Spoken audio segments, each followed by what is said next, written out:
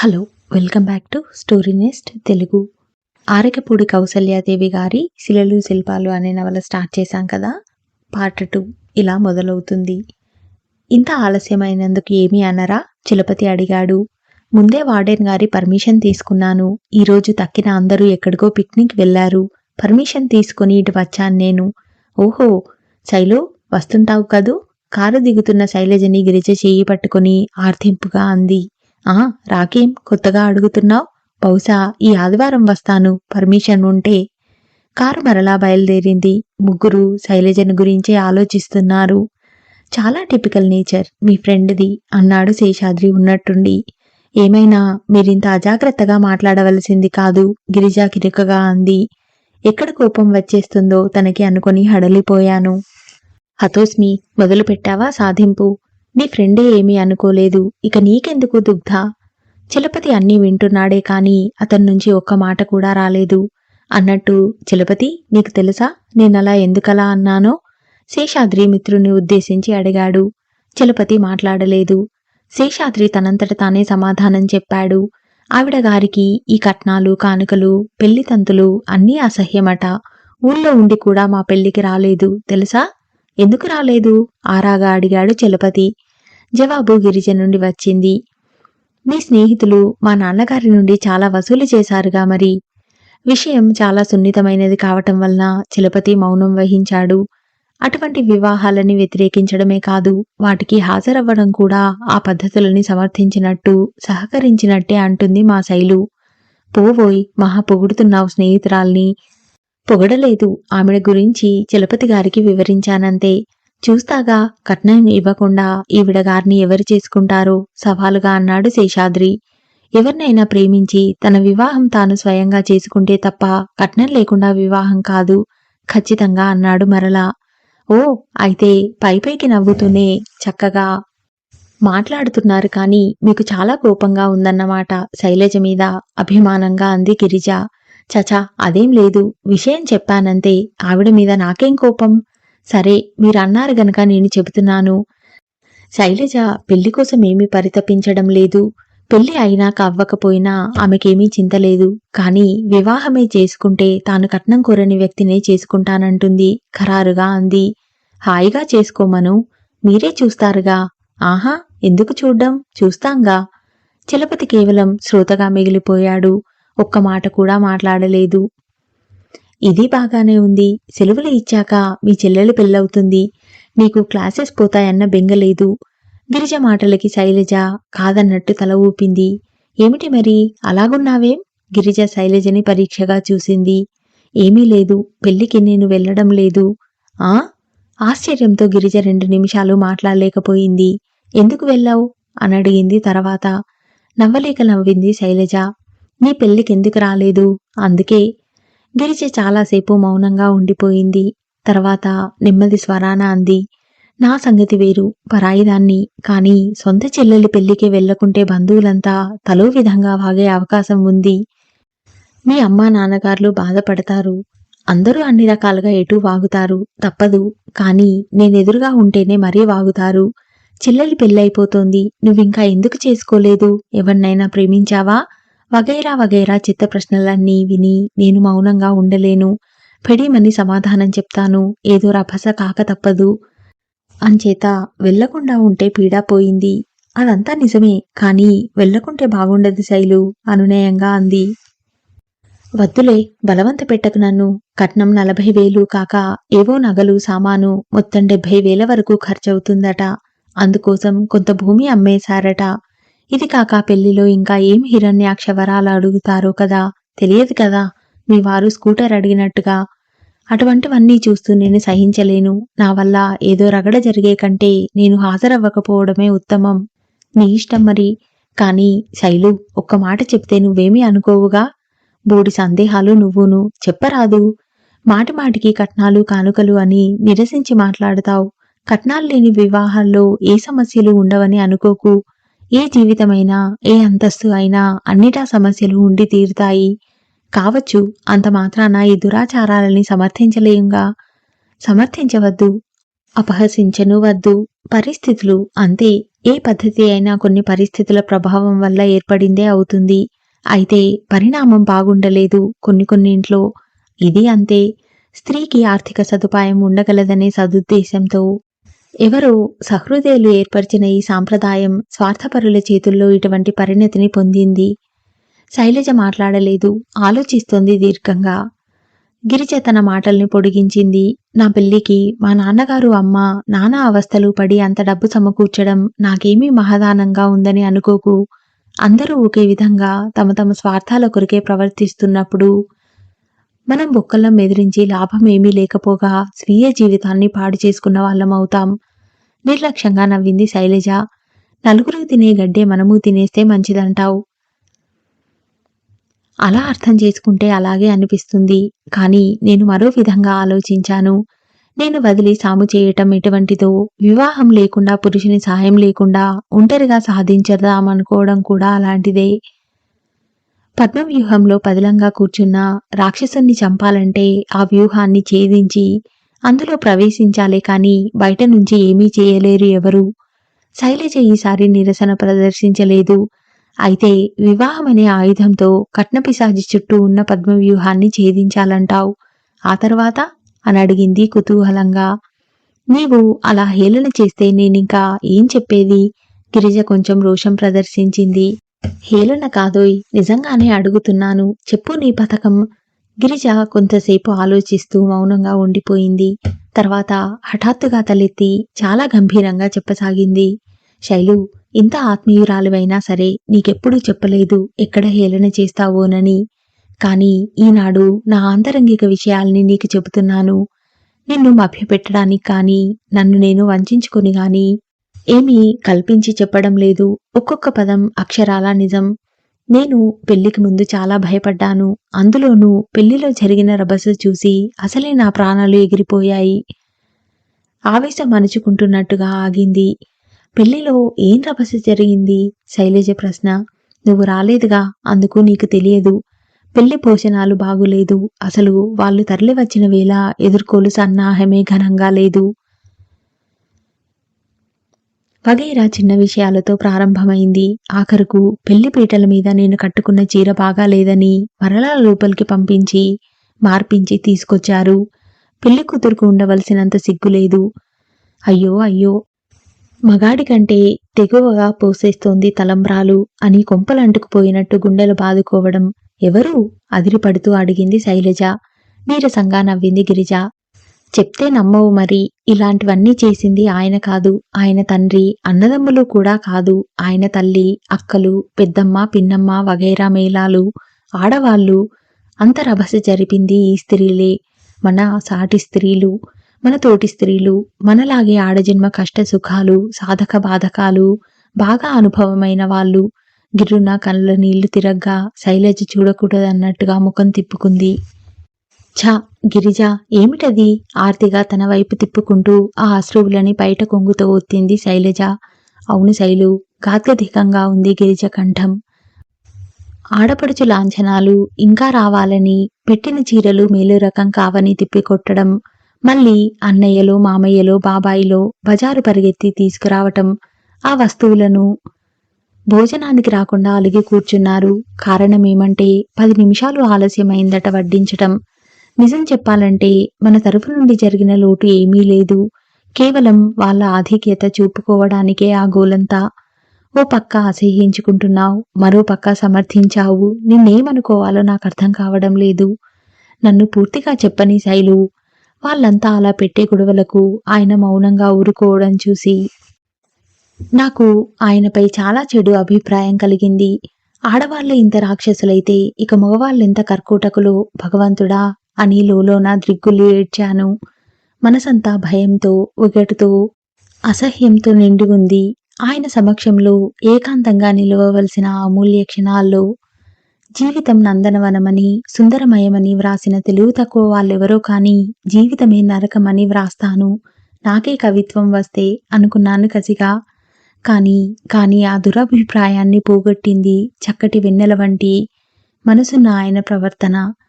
అమృతమూర్తి అయిన ఆయన ఆదరణలో నా భయాలన్నీ పటాపంచలైపోయాయి. ధరణికి అభిముఖంగా ఉన్న శైలజ గాంభీరంగా ఆలోచిస్తోంది. నీకు నమ్మకం కలగడం లేదా శైలు? నిజంగా నేను చాలా సుఖంగా ఉన్నాను. కట్నంగా ఇచ్చిన డబ్బులో నయా పైసా ఆయన వాడుకోలేదు. అంతా తల్లిదండ్రులే తీసుకున్నారు. తల్లిదండ్రులను ఎదిరించి లేనిపోని గొడవలు కొని తెచ్చుకోలేక చాలామంది యువకులు మౌనం వహిస్తారే కానీ ఈ దురాచారాలన్నీ వాళ్లకు సమ్మతమైనవని కాదు. ఇది నేను గ్రహించింది. వాళ్ళంతా నిన్నెలా చూస్తారు? కుతూహలంగా అడిగింది శైలజ. అవన్నీ పట్టించుకోకూడదు శైలు. సింహం మాంసభక్షణ తన జన్మ హక్కు అనుకున్నట్టే కోడల్ని బాధ పెట్టడం తన జన్మ హక్కుగా ప్రతి అత్త అనుకుంటుందే కానీ ఎందుకు అని ఆత్మవిమర్శ చేసుకోదు. అయినా నేను అక్కడ ఉన్నది ఎంత? 10 రోజులు అంతే. క్షణాలు లెక్క పెట్టుకుంటూ గడిపాను. ఈ స్వర్గంలోకి వచ్చేశాను. మధ్య మధ్యలో అపశృతుల్లాగా వాళ్ళ మాటలు, నిరసన అవి గుర్తుకు వచ్చి బాధపడతాను కానీ మర్చిపోవటానికి ఏదో ఒక పని కల్పించుకుంటాను. ఇంతకు నేను చెప్పేదేమిటంటే పరిస్థితులను అసహ్యించుకొని దూరంగా పారిపోక వాటి నడుమ నిలబడి పరిశీలించు. కొన్ని యథార్థాలు నీకు బోధపడగలవు. నువ్వు చెప్పినవన్నీ మీ వారి విషయంలో మాత్రమే నిజం కావచ్చు. భార్యని కొట్టి తిట్టి బాధించే పురుషులు ఎందర్లేరు? ఇంకా ఇంకా హిరణ్యాక్ష వరాలు తీర్చలేదని పుట్టిళ్లకు తోలేసేవాళ్ళు, అనుమానాలతో బాధ పెట్టేవాళ్ళు ఒక రకమా చెప్పడానికి? నిజమే, కొందరు అలా ఎలా ప్రవర్తిస్తారా అని నాకు ఆశ్చర్యంగానే ఉంటుంది శైలు. కానీ భర్తల పట్ల ఘోరంగా బాధ్యతారహితంగా ప్రవర్తించే స్త్రీలు మాత్రం లేరా? ఉన్నారు. మరి ఒక్క మగవారిని ఎందుకు విమర్శిస్తున్నావు? లోపమంతా మరెక్కడో ఉంది శైలు. కేవలం ఒక్క పురుషులని నిందించటం అన్యాయం అనిపిస్తుంది నాకు. పోనీ ఒక మాట చెప్పడమే మర్చిపోయాను. నేను హాస్టల్ వదిలేస్తున్నాను వచ్చే నెల నుండి. మా క్లాస్మేటే ఒక అమ్మాయి అహల్య. తల్లి తప్ప ఇంకెవరూ లేరట. పెద్ద ఇల్లు ఉందట. అదే ఆధారమట. వాళ్లకు మగవాళ్లకు అద్దెకివ్వడం భయం. మాలాంటి వాళ్ళైతే చీకు చింత ఉండదు. కావలిస్తే వాళ్ళమ్మగారే వంట కూడా చేసి పెడుతుందట మాకు. బాగుంది. అయితే పెయిన్ గెస్ట్ అవుతావన్నమాట. వంట వేరే అక్కర్లేదు. వాళ్ళింట్లోనే తింటానని చెప్పాను. పోనీలే, ఇలా ఒక బీదమ్మాయికి సాయం చేసినట్లు ఉంటుంది. ఇంతకు మీ అమ్మా నాన్నగార్ల పర్మిషన్? ఆ మధ్యే వ్రాశాను. నీ ఇష్టం అన్నారు. పురుష ద్వేషినివి కదూ, అంచేత నా విషయంలో వాళ్ళకి ఇతరాత్రా భయాలేవీ ఉండవు. ఇంతకు పెళ్లికి వెళ్తున్నావా లేదా ఇంటికి? ప్లీజ్ గిరిజ, బలవంత పెట్టకు. అమ్మ కూడా యథాలాపంగా వ్రాసిందే కాని తప్పక రమ్మని వ్రాయలేదు. నేను నా పద్ధతులు ఆవిడకు అయిష్టమేలే ఎప్పుడు. కానీ మీ చెల్లెలు ఊరుకోదు. తన పెళ్లికి నీవు వెళ్లకుండా ఉంటే గొడవ చేస్తుంది. గిరిజ అన్నట్లుగానే మన్నాడే అనేక వేడుకోళ్లతో పార్వతి ఉత్తరం రావడము, శైలజ తప్పనిసరిగా బయలుదేరి వెళ్లడము జరిగింది. గిరిజతో పాటు శేషాద్రి వచ్చాడు స్టేషన్కి. మాకు మిఠాయిలు తెస్తారా అన్నాడు శైలజను హాస్యంగా. ఆహా, తప్పకుండా నవ్వుతూ జవాబిచ్చింది శైలజ. మా ఇంటికి వెళ్తావుగా, అమ్మతో చెప్పు బాగానే ఉన్నామని. గిరిజ అంటుండగానే శేషాద్రి అన్నాడు. తప్పకుండా చెప్పండి, పాపాయి బెంగ పెట్టుకుందని. శైలజ నవ్వేసింది. అన్నట్టు ఎప్పుడొస్తావో రాయి శైలు. వచ్చినాడు మా ఇంట్లోనే ఉండాలి సుమా అనగా ఆ రోజు నాకు స్టేషన్లో డ్యూటీ అన్నమాట. శేషాద్రి హాస్యంగా అంటుండగా రైలు కదిలింది. అన్యోన్యమైన జంట. గిరిజ అదృష్టవంతురాలు అని అనుకోకుండా ఉండలేకపోయింది శైలజ. అక్కయ్య వచ్చింది. సంతోషంగా గంతులేస్తూ ఎదురువచ్చిన పార్వతిని తేరిపారా చూసింది శైలజ. ఆ రోజే పెళ్లి కుమార్తెను చేసినట్టున్నారు. కళ్యాణపు బొట్టు, బరువైన పూలజడ, పట్టుచీరతో వింత అందంతో మెరిసిపోతోంది పార్వతి. సిగ్గుపడ్డం కూడా తెలీదు. పెళ్లి వేషంలో ఉండి ఎలా గెంతుతుందో. ఈ స్వేచ్ఛా సంతోషాలకి మంగళహారతే వివాహమని తెలియదు పాపం పిచ్చిపిల్ల. లోలోన జాలిగా తలపోస్తూ లోనికి నడిచింది. వచ్చావా? శుభలేఖలవి ఎవరెవరికి పంపాలో ఏమిటో సరిచూస్తున్న వెంకటాచలం ఒక్కసారి నామకార్థంగా పలకరించి మళ్లీ తన పనిలో మునిగిపోయాడు. వచ్చాను నాన్నా అంటూ లోనికి నడిచింది శైలు. సహాయంగా ఉండేందుకు చాలా ముందుగానే వచ్చిన 5-6 దగ్గర బంధువులు, వాళ్ళ సంతానాలు, ఇరుగు పొరుగు ఒక 4-5 చాలా కోలాహలంగా ఉన్నారు వంట పెరడులో. నీ పెద్ద కూతురొచ్చింది రమణమ్మ అని ఎవరో అనేవరికి రమణమ్మ తలెత్తనే లేదు. వచ్చావా అమ్మా అంటూ చేతిలో పని వదిలి ఉన్నపాటున లేచి వచ్చింది రమణమ్మ. ఏం చదువులో ఏమో చిక్కిపోయావే అమ్మా అంది ఆప్యాయంగా చుబకంపునికి. పద స్నానం చెయ్యి అన్నట్టు ఇదిగో అక్కయ్య, అమ్మాయికి ముందు కాస్త కాఫీ ఫలహారాలియ్యండమ్మా. పిచ్చిపిల్ల ఎప్పుడనగా తిన్నదో ఏమో. ఒక్కటే హైరాణ పడిపోతున్న తల్లిని చూచి ఆప్యాయంగా నవ్వుతూ వారించింది శైలజ. పర్వాలేదులే అమ్మా, ఎవరో పరాయి వాళ్ళకులాగా మరీ అంత మర్యాదలక్కర్లేదులే. బంధుజనాన్ని, వాళ్ళు చేస్తున్న పిండి వంటల సన్నాహాలను విప్పారిత నేత్రాలతో చూస్తూ అంది. అవునులే అమ్మా, నా బిడ్డవు, నా మాటే ఆడతావే మరి. పరాయి వాళ్లలాగా లేని రోగాలు రుష్టులు పెట్టు కూర్చొని ఎదురు చేయించుకుంటారా కడుపున పుట్టిన బిడ్డలు? త్వరగా స్నానం చెయ్యి, పిలుపులకు వెళ్దురుగాని. ఆ మాటలు అంటున్న రమణమ్మ వంట వసారా చివరకు ఓ చూపు విసరడం గమనించిన శైలజ ఏమిటా అని చూసింది అటుగా. వరండా చివర ఉన్న నులక మంచం మీద అస్వస్థతగా పడుకున్నట్టు ఉంది వసుంధర. వదినా, మీరెప్పుడొచ్చారు అంటూ ఉత్సాహంగా సంతోషంగా అటు నడిచింది శైలజ. ఓ శైలు, వసుంధర కూడా లేచి కూర్చుంది. ఏమిటలా ఉన్నారు, జ్వరమా వదినా అంటూ వసుంధర పక్కనే పడుకున్న పాపని చేతికి తీసుకుంటూ శైలజ గమనించింది. వసుంధర వట్టి మనిషి కాదు, 7వ నెలో 8వ నెలో ఉండేటట్లుంది. శైలజ ముఖంలోకి దీక్షగా చూసిన పాప బిగ్గరగా ఏడ్చి శైలజ చేతులను త్రోసి పారేసింది రానన్నట్టుగా. కొత్త మనుషుల దగ్గరికి వెళ్లరు శైలు పిల్లలు, ఎవరి దగ్గరకు వెళ్లడం లేదు. వసుంధర ఏమో చెప్తోంది. ఇది పెళ్లి ఇల్లు, తీరికగా కూర్చునేంత సావకాశాలుండవే. త్వరగా తయారవు శైలు, ఓ పెలికేక పెట్టి రుసరుసలాడుతూ చూసి విసవిసాలోనికి పోయింది రమణమ్మ. బరువుగా నిట్టూర్చింది వసుంధర. మెల్లని స్వరాన అన్నది. పెళ్లి అని టెలిగ్రామ్ అందుకున్న మర్నాడే బయలుదేరాం శైలు. రిజర్వేషన్ కోసం చూడకుండా రెక్కలు కట్టుకుని వాలాలన్నారు మీ అన్నయ్య. ఒక్కరోజులో అన్నీ సర్దుకోవడం, ఓ పక్కన పాపని సంభాళించుకోవడం. ఢిల్లీ నుంచి ఇక్కడికి ప్రయాణం. ఆలోచించండి శైలు. మాటలేనా నేనున్న ఈ స్థితిలో? తెల్లవారుజామున బండి దిగాం. ఇక్కడ ఇల్లంతా సందడి. ఇప్పటికి కాస్త నడుం వాల్చాను పాపని నిద్రించుదామని. ఏం చెయ్యను, నేను మనిషినేగా. అసలు ప్రాణం ఓపిక లేవు నాలో. పిలుపులకు నేను వెళ్ళలేనన్నానని మీ అమ్మగారి కోపం. శైలజ ముఖం సిగ్గుతో కుంజించుకుపోయింది. నేను అర్థం చేసుకోగలను వదినా మీ స్థితి. వెళ్ళండి, వెళ్ళి తయారవ్వండి, లేకుంటే మీ అమ్మగారి కోపం ఇంకా ఎక్కువ కాగలదు వసుంధర భయపడుతూ అంది. ఇంతలో 2-3 స్త్రీలు అటుగా వచ్చారు. ఏమోయ్ శైలజ, పెళ్లి చేసుకోనన్నావటగా, ఉద్యోగం చేసి ఊళ్ళేలాలనా? వికటంగా నవ్వుతూ శైలజను నఖశిఖ పర్యంతం పరీక్షగా చూడసాగారు. ఇటువంటి ధోరణులని సహజంగా అసహ్యించుకునే శైలజ వాళ్లతో మాట్లాడకుండా మౌనంగా అక్కడి నుండి వెళ్ళిపోయింది. ఎమ్మే వెలిగిస్తోందటగా, అందుకే ఆటిక్కు. నల్లగా పూత విగ్రహంలాగా ఉండి అమ్మవారిలాగా అలంకరించుకున్న ఆమె అన్నది మూతిని వికృతంగా విరుస్తూ. ఆ, మా మరిది కూతురు మాత్రం చదవటం లేదా? ఏం బిఏ ఇలాగే ఉంటుందా? ఎంత వినయం! మరో గుడ్రాలి వ్యాఖ్యానం అది. మా ఊళ్ళో మా పక్కింటావిడ కూడా బాగా చదువుకుంది, ఎంబీబీఎస్ డాక్టరు. శుభ్రంగా 4 పిల్లలు. చదువులు వెలగబెడితే మాత్రం ఇలా పెళ్లిళ్ళొద్దని మూడల్లే పడుంటారా అందరూ? అసలు సంగతి ఎవడినైనా మరిగిందో ఏమో. చదువుకున్న స్త్రీలను చూసి లోలోన కుళ్ళి ఏడ్చే ఒకతే వాగుడు అంది. వీరంతా ఆ ఇంటికి ముఖ్య బంధువులు. వారు రానిదే వివాహం ఆగిపోతుందేమోనని ముందుగానే దయతో సపరివార సమేతంగా విచ్చేసి తమ ప్రేమాభిమానాలను చాటుకున్నవారు.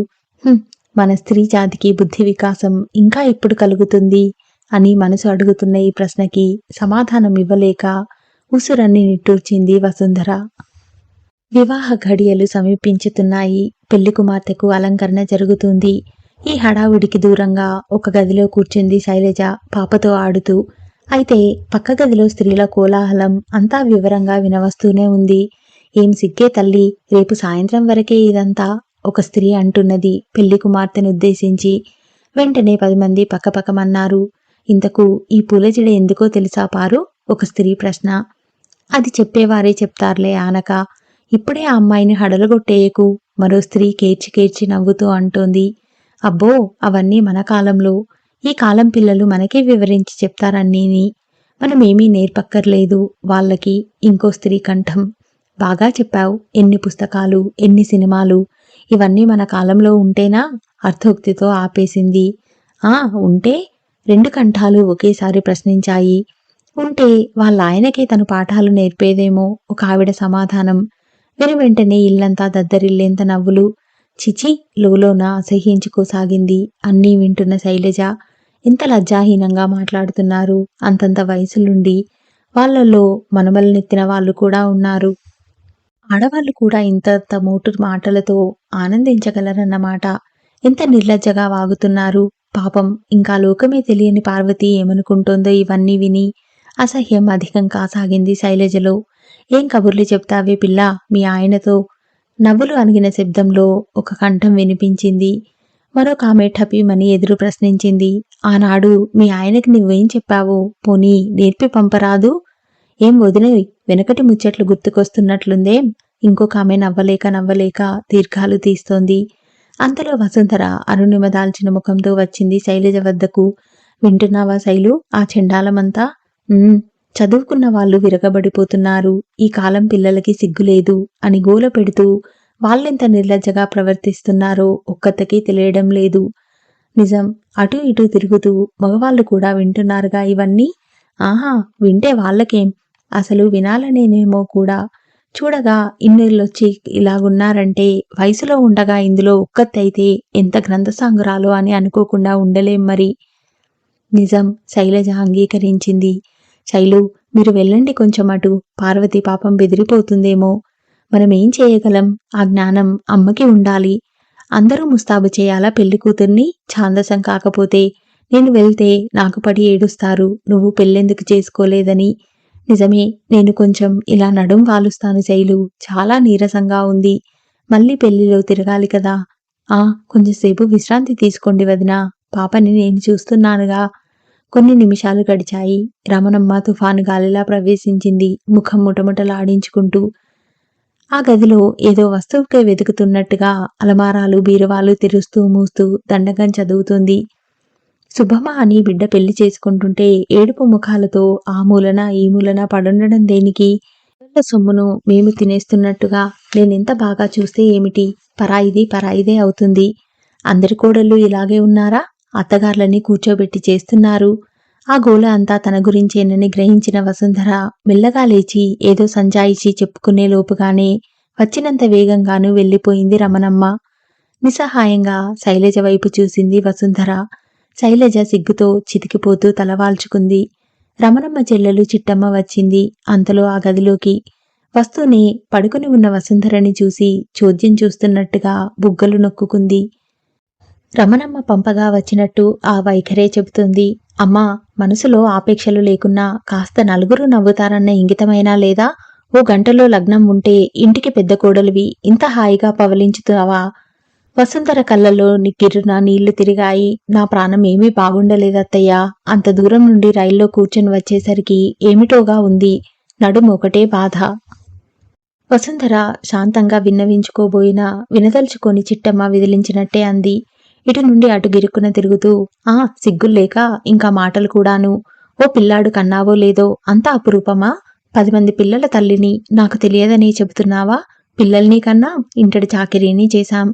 మా రోజుల్లో ఇలాంటి షోకులు మాత్రం ఎరగం తల్లి. వసుంధర వాక్కుగా శైలజ వైపు చూసింది. ఆ చూపు చిట్టమ్మకి మరో అర్థాన్ని ఇచ్చింది. బాగుంది, దానివైపు చూస్తావెందుకు? దానికంటే చిన్నదానికి పెళ్ళవుతుంటే అది స్వేచ్ఛగా ఎలా తిరుగుతుంది?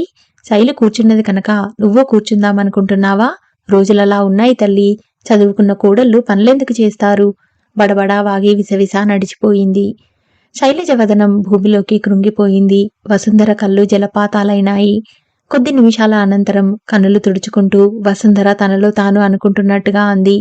ఆడవాళ్ళై ఉండి ఆడదాని కష్టసుఖాలు తెలియవు, పైగా చాటుకోవటం. 10 మందిని కన్నాం పెంచామంటూ. సరిగ్గా శైలజ కూడా లోలోన అదే విధంగా తలపోస్తున్నది. శైలు, వసు ఏది? ఏమిటో ఘోరం జరిగిపోయినట్టుగా కోపంగా ముఖం పెట్టుకుని వచ్చాడు శైలు అన్న. ఇంటి నిండా చుట్టాలు, ఇంకాసేపట్లో పెళ్లి, లేచి కాస్త మంచి గుడ్డలైనా కట్టుకుని ఉద్ధరించు. ఎందుకా మాడుపు ముఖం? వచ్చినంత వేగంగానూ వెళ్ళిపోయాడు భార్యని ఆజ్ఞాపించి. శైలజ నిర్ఘాంతపోతూ చూడసాగింది వెళ్ళిపోతున్న అన్నను, నివ్వెరపడిన వదినను. ఎవ్వరి మీద చూపించలేని కోపాన్ని పక్కలో ఉన్న పసిపిల్లపై చూపింది 2 దెబ్బలు కొట్టి. ఉండవే పాపిష్టిదానా, నీకు నాకు చావు రాక ఉంది. చిచి మహాతల్లి, కొడుక్కి కూడా ఎగదోసి పంపింది. కట్టుకున్న వాడికే కష్టసుఖాలు తెలియకపోతే ఇక మిగిలిన వాళ్ళకి ఏం కావాలి? నా గోల.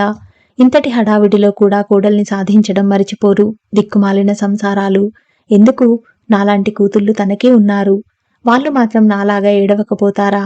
ఘాటుగా తిట్టుకొని తప్పనిసరిగా భర్త ఆజ్ఞను శిరసావహించేందుకు వెళ్ళిపోయింది. పెళ్లి పెటాకులు లేక పడి ఉన్న వాళ్ళెంత అదృష్టవంతులు అని కూడా గొనుక్కుంది వెళ్తూ వెళ్తూ. శైలజ మనసు చివుక్కుమంది. మధ్యన మమ్మల్ని తిడుతోందేమిటి అని బాధపడకుండా ఉండలేకపోయింది ఆమె ఆడ మనసు. ఛ, ఇంతింతగా ద్వేషించుకుంటూ వాళ్ళ సంసారాలు ఎలా చేస్తారు? అసహ్యంతో తలపోసింది. ఛీ, రాకూడదనుకుంటూ వచ్చాను. ఇటువంటివి వీలైనంత వరకు తప్పించుకోవాలి అని కూడా నిర్ణయించుకుంది. వివాహం ఘనంగానే జరిగింది. పార్వతి వదనంలో 1000 విద్యుల్లతలు విన్యాసం కావించుతున్నాయి. గృహిణినయ్యానన్న గర్వమా? ఎందుకా సంతోషం? సమాధానం తెలియని ప్రశ్న కదలాడింది శైలజ మనసులో. లాంఛనాలు కట్న కానుకలు ఘనంగా ఇచ్చామన్న అతిశయం కుట్టవచ్చినట్టు కానవస్తుంది తండ్రి వదనంలో. ఆగంతకులంతా గొంతు వరకు భోంచేసి అబ్బా చాలా బాగున్నాయి వంటకాలు, పెళ్లి బాగా జరిగింది అంటుంటే తృప్తిగా గొప్పగా పళ్ళన్నీ బయటపెట్టి నవ్వుతోంది రమణమ్మ. ఏనుగెక్కినంత సంబరం కొట్టవచ్చినట్టు కానవస్తోంది ఆమె ప్రతి కదలికలోనూ. అదేదో పెద్ద సిటీలో గొప్ప జీతగాడు అల్లుడు, అందుకే మరి ఇంత కట్నం ఇచ్చి చేశాం అంటూ అడిగిన వాళ్ళకి అడగని వాళ్ళకి కూడా చెప్పుకుంటోంది. అంతా బాగానే ఉంది, కానీ పెళ్లి కుమార్తెను అత్తవారి వెంట పంపడం వద్దనే వచ్చింది పేషి అంతా. పిల్లని ఇప్పుడు పంపేది లేదు, మాకు కుదిరినప్పుడు మంచి రోజు చూసి పంపుతాం, మా పద్ధతులు మాకు ఉన్నాయి అంటూ రయ్యిన దెబ్బలాట ప్రారంభించింది రమణమ్మ. అటువంటి పద్ధతి ఎక్కడా లేదని, వివాహం కాగానే వధువు భర్త వెంట అతడి ఇంటికి వెళ్లిపోవడం హిందూ వివాహాలన్నింటిలోనూ ఆచారమని ఆమెకి ఎవ్వరూ నచ్చజెప్పలేకపోయారు. సాధారణంగా మగపెళ్లివారు కలహాలకి కాలు దువ్వుతారు, ఇక్కడ అందుకు విరుద్ధంగా జరిగింది అంటూ చాటున నవ్వుకున్నవారు, వ్యాఖ్యానించిన వారు కూడా ఉన్నారు. మీరడిగిన కట్న కానుకలు చెల్లించాం, లాంఛనాలు జరిపాం, మా ముద్దు కూడా చెల్లించండి మరి.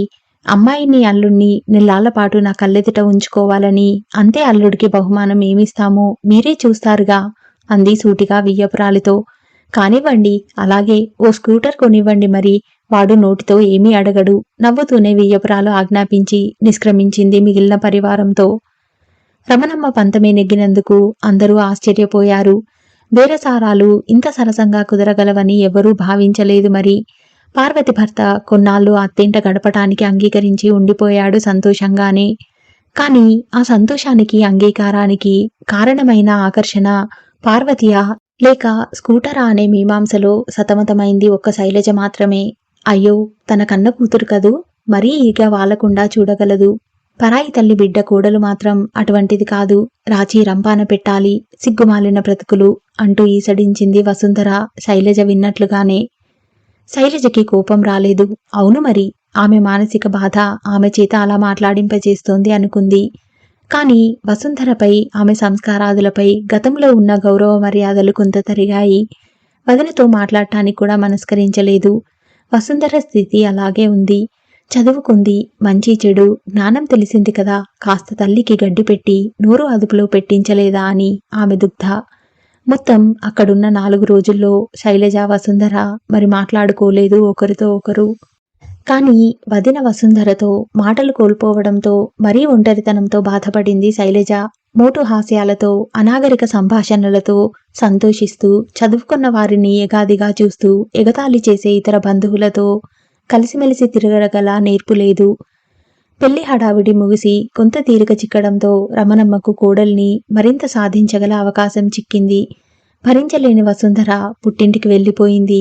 అయ్యో, ఎంత నిర్మోహమాటంగా పుట్టింటికి వెళ్లిపోయిందో, పెళ్లి హడావిడి తగ్గకుండానే.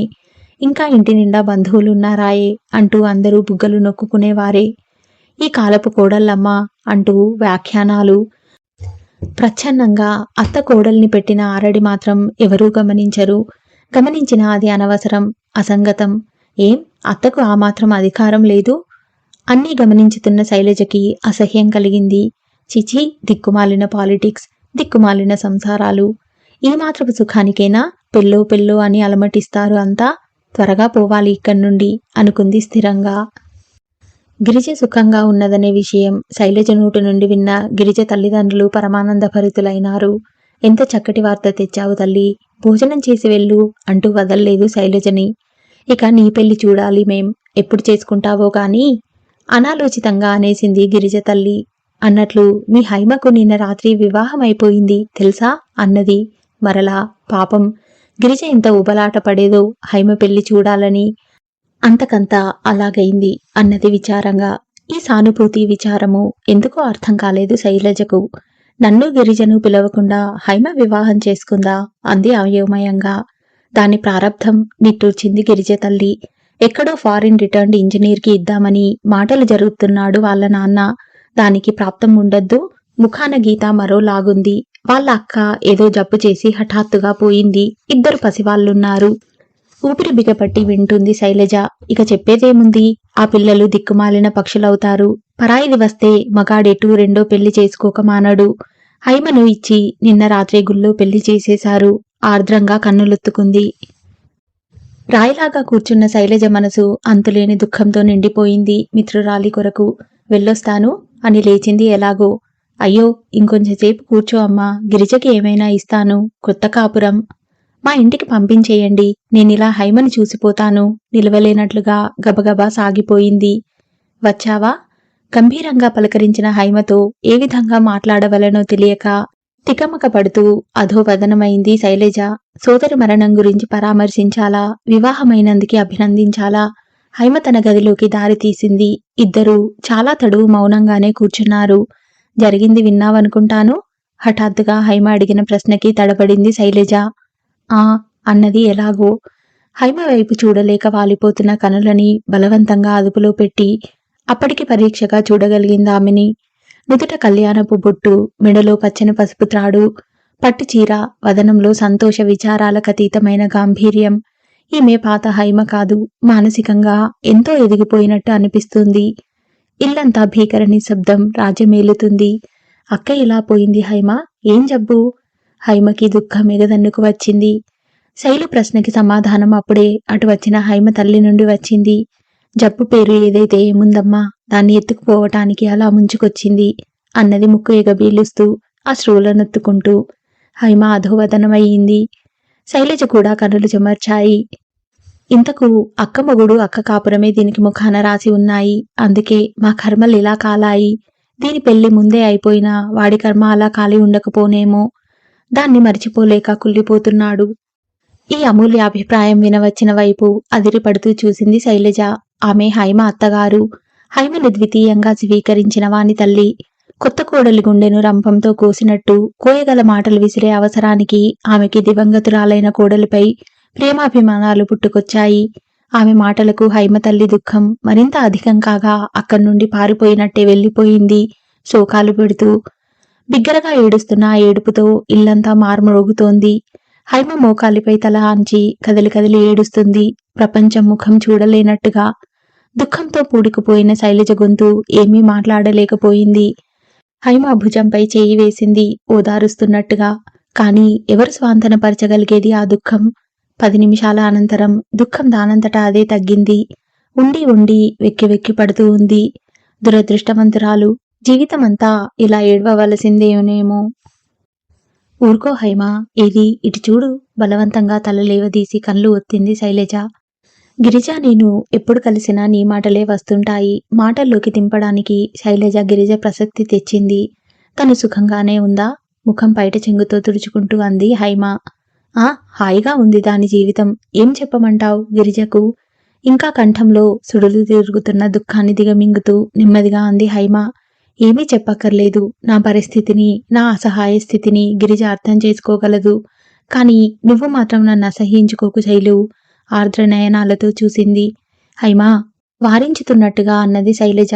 అవును శైలు, నువ్వనుకునేట్టుగా భర్త కోసం మొహం వాచిపోయి స్వంత ఇల్లు సంసారాల కోసం ప్రలోభపడి చేసుకున్న పెళ్లి కాదు ఇది. స్వంత ఆలోచన లేకుండా అమ్మా నాన్నలకి గంగిరెద్దులా తల ఊపిన చవటతనమూ కాదు.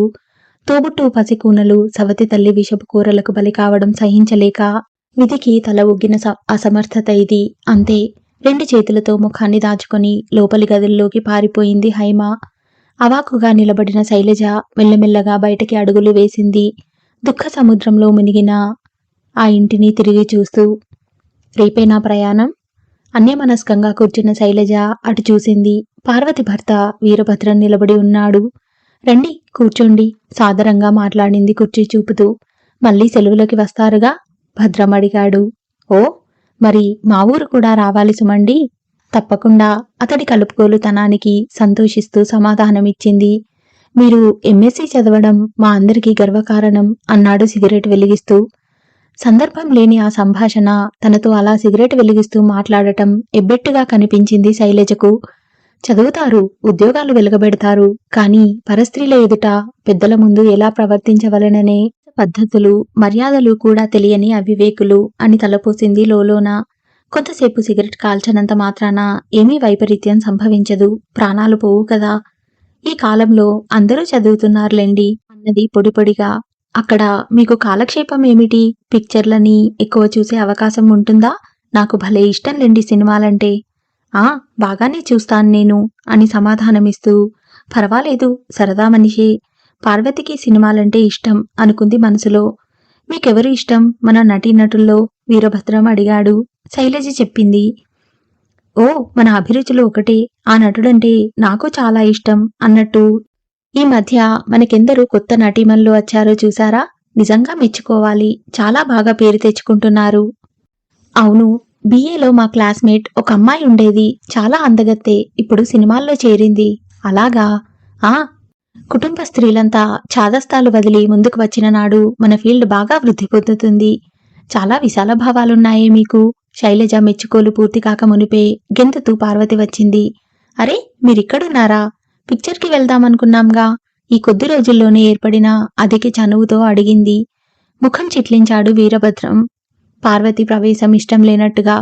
రేపు మీ అక్కయ్య వెళ్ళిపోతున్నారుగా, ఇంతలోనే మనం పిక్చర్కి వెళ్ళకపోతే పర్వాలేదులే. వెళ్ళాలి, ఈరోజే ఆఖరు రోజట. ఆ హీరో అంటే నాకెంత ఇష్టమో. గునుస్తూ అంటున్న పార్వతి చెంప చెల్లుమనడంతో కళ్ళు తిరిగిపోయినట్టుగా చూసింది కొన్ని క్షణాలు. ఎవడినో చూస్తుందట వెళ్ళి. స్టూపిడ్ హూంకరించాడు. దుఃఖిస్తూ రోషాన్ని ప్రదర్శించే పదధ్వనితో పారిపోయినట్లే పోయింది పార్వతి వడివడిగా. పార్వతికి తగిలిన దెబ్బ శారీరకమైంది. శైలజలో మానసికమైన అలజడి కలిగింది. ఇదా ఇతడి స్వరూపం? కళారంగంలో స్త్రీలు ముందడుగు వేయాలని అభిలషించే ఇతడు భార్య ఒక నటుడిని మెచ్చుకుంటే భంగుమంటున్నాడా? గిరిజా శేషాద్రిలు గుర్తుకు వచ్చారామెకి. గిరిజ ఎంత స్వేచ్ఛగా ఉంటుంది భర్త సమక్షంలో. నిజంగా శేషాద్రి ఉత్తముడు, ఉన్నత మనస్కుడు, సంస్కారి. భద్రం వైపు చూడను కూడా. అసహ్యపడుతూ ఆలోచనలో పడిన శైలజ అతడు తననే పరీక్షగా పరికించుతున్న వైనం గమనించలేదు. పొత్తిగా స్టూపిడ్. దానికేం మాట్లాడాలో తెలియదు శైలు. ఆ ఏకవచన సంబోధం విని తత్తరపడిన శైలజ చికాకుగా తలెత్తింది. తన వైపే నెమ్మదిగా నడిచి వస్తున్న భద్రాన్ని అయోమయంగా చూసింది. నిన్నే చూసి ఉంటే దాన్ని చేసుకునేవాణ్ణే కాదు శైలు అంటున్న భద్రం చేతులు శైలజ వైపు సాగుతున్నాయి. వెంటనే అతని చెంపపై శైలజ చేతిముద్ర పడింది. దిమ్మరపోయి చూస్తున్న భద్రం వైపు మహంకాళిలా చూసింది శైలజ. జాగ్రత్త, పార్వతికి అన్యాయం చేయాలని చూడకు. దాని వెనుక నేనున్నాను అండగా. మగవాడికి కూడా నీతి నియమాలు అవసరమైన కాలం ఇది. అగ్ని సంకాశమైన నేత్రాలు అతడిని భస్మీపటలం కావించేటట్టు చూశాయి. ఆ భంగపాటు నుండి భద్రం తేరుకునేటప్పటికీ శైలజ అక్కడ లేదు. హైమ సంగతి వింటూనే గిరిజ కన్నీరు కార్చింది. శైలజకు కూడా దుఃఖం ముంచుకొచ్చింది. ముందుగా గిరిజే తేరుకుంది. పూనీ శైలు, పాపం తనకి పెళ్లి అయితే మనం ఈ ఏడుపులెందుకు అమంగళంగా అన్నది కళ్ళు తుడుచుకుంటూ. శైలజ మనస్తత్వాన్ని నిజంగా అర్థం చేసుకునే వ్యక్తి ఒకరు తన జీవితంలోకి వస్తారా? ఎలాంటి వారిని శైలజ పెళ్లి చేసుకుంటుంది అనేది నెక్స్ట్ పార్ట్లో విందాం. ఇంకా ఇలాంటి మంచి నవలలు వినాలని ఉంటే నా ఛానల్ని సబ్స్క్రైబ్ చేయండి. ఈ వీడియో కనుక మీకు నచ్చితే షేర్ చేయండి, లైక్ చేయండి. Thank you.